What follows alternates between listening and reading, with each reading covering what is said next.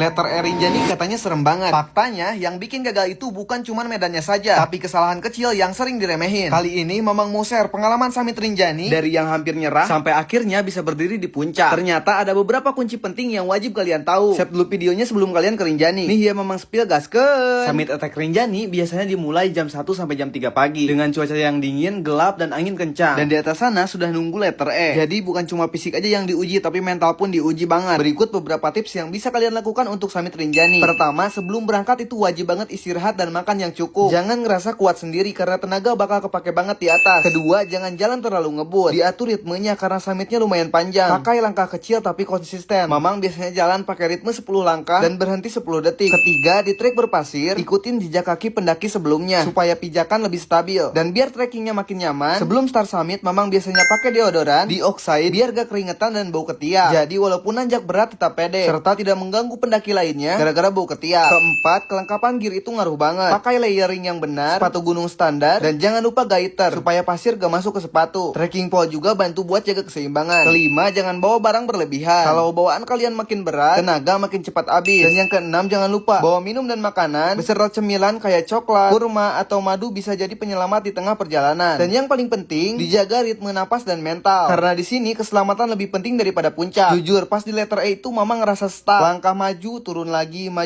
turun lagi. Napas udah ngos-ngosan, kaki berasa berat banget. Tapi Mamang ingat, jangan fokus ke puncak, tapi fokus ke satu langkah berikutnya. Pelan-pelan dan konsisten. Sampai akhirnya kalian sampai ke puncak. Semua perjuangan itu kebayar, dan di situ Mamang sadar, puncak itu bukan soal siapa yang paling cepat, tapi siapa yang paling konsisten. Dan soal keringetan juga, pas turun summit Mamang buktikan sendiri, ketiak tetap kering, bisa dites pakai tisu, dilapin ke ketiak, dan masih kering. Jadi di Oxide Extra Dry ini cocok digunakan untuk hiking. Jadi kalau kalian mau summit ke Rinjani, jangan lupa siapin fisik, gear, dan mental. Karena perjalanan ke puncak selalu punya cerita yang gak bakal kalian lupain. Terima kasih guys, mudah-mudahan informasinya bermanfaat. Selalu safety dan salam lestari. Bye-bye.